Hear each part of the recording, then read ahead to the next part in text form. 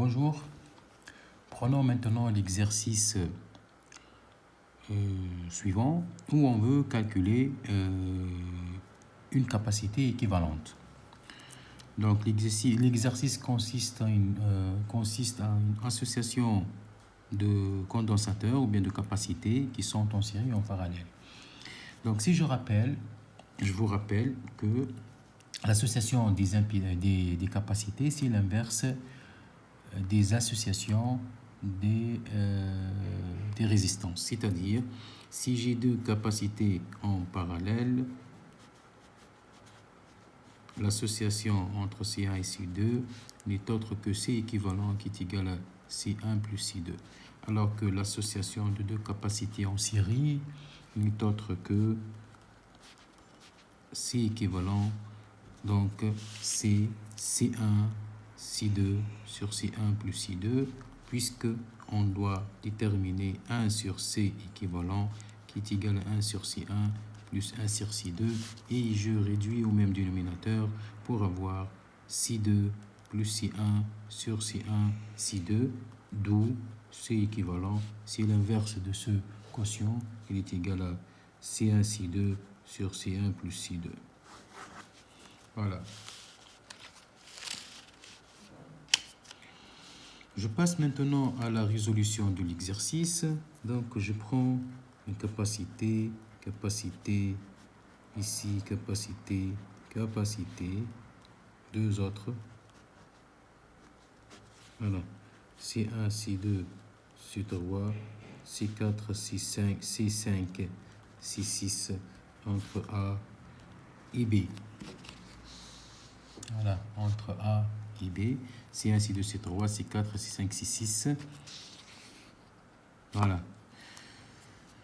Et on vous demande de déterminer la capacité équivalente. Regardez bien ici que la tension entre A et B est égale à UAB, donc c'est l'association ou bien la somme des tensions aux bornes de chaque partie. C'est-à-dire, si je suppose ici que j'ai le point P par exemple, ici le point Q, ici le point N, ici le point M, avec M n'est autre que B. Donc je peux écrire que ici il existe une tension U, A, P, ici une tension U, P, Q, ici tension U, Q, N, et tension U, N, M, qui est aussi UN, UNB. Donc UAB n'est autre que UAP plus UPQ plus UQN plus UNM ou bien UNM ou bien UNB. Voilà, UNB. Voilà. Qu'est-ce que je remarque ici? Je remarque que la tension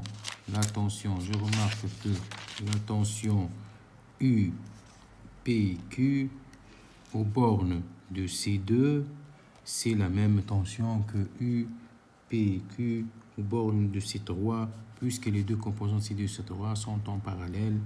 De même pour UNM ou aussi UNB qui est égal à UNB pour C5, elle est égale à UNB pour C6 aussi.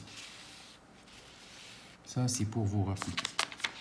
Je passe maintenant au calcul de la capacité équivalente de ce circuit. Qu'est-ce que je remarque ici? J'ai le C2 et C3 en parallèle, C5 et C6 en parallèle, donc je peux les mettre sous forme de deux capacités en parallèle en une seule capacité équivalente. Donc le circuit deviendra C équivalent 1, ici C1, C4, C équivalent 2 entre A et B. entre A et B. Je vérifie le circuit, ce que j'ai oublié, voilà, donc 1, 2, 3, 4, 5, 6, voilà, tel que C équivalent 1 égale à quoi? Égale à C1, égale plutôt à C2 plus C3, C équivalent 2 égale à C5 plus C6. Je passe maintenant à l'équivalence totale. Ça, c'est l'équivalence totale entre A et B. Il reste donc la tension la même, UAB. C'est la tension au bord de UAB. D'accord? L'équivalence totale telle que 1 sur C équivalent, puisque les 3 ou bien les 4 composantes sont en série. Donc 1 sur C équivalent total n'est autre que 1 sur C1 plus 1 sur C équivalent 1 plus 1 sur C4 plus 1 sur C équivalent 2. Et je peux faire, bien sûr, je peux réduire au même dénominateur. Elle est égale à quoi? Le dénominateur commun ici, c'est C1, C équivalent 1, C4, C équivalent 2. Donc ici, c'est C équivalent 1 fois C4 fois C équivalent 2. Et ainsi de suite, plus C1 fois C4 fois C équivalent 2, plus C1 fois C équivalent 1 fois C équivalent 2, bien sûr, sur le même dénominateur, plus quoi? Il y a 1, 2, 3, donc ici 1, 2, 3, donc C1, C équivalent 1, C équivalent 2, donc il reste C1 fois C équivalent 1 fois C4, bien sûr, sur C1, C équivalent 1, C4, C équivalent 2, et je remplace bien sûr par les valeurs et je fais le calcul pour trouver le C équivalent total. Voilà donc pour l'association des capacités, et merci pour votre attention.